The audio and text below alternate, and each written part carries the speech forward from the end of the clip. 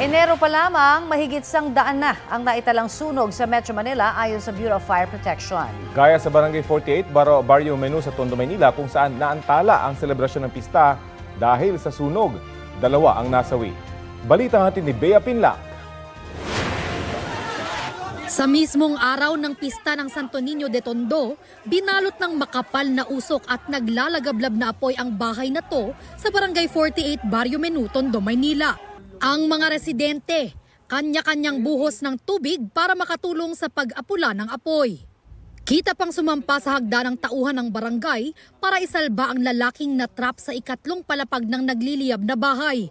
9 na pamilya ang apektado sa sunog na tumagal ng humigit kumulang kalahating oras bago tuluyang naapula pasado alas 5 ng hapon ayon sa mga otoridad. Isang senior citizen ang sugatan. Akala ko namin okay na.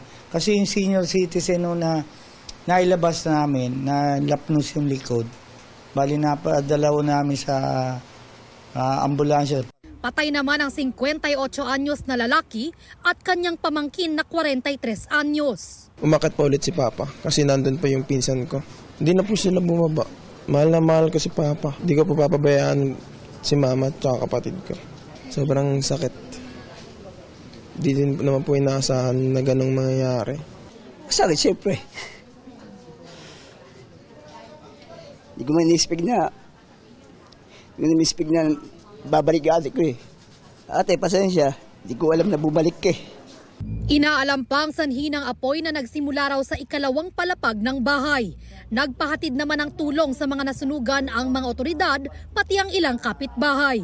Nasikasukan na agad namin yung 9 families. Pero pasalamat na may mga kapitbahay tayo nag-ano ng pwedeng lang tulugan pansamantala. Bea Pinlac, nagbabalita para sa GMA Integrated News.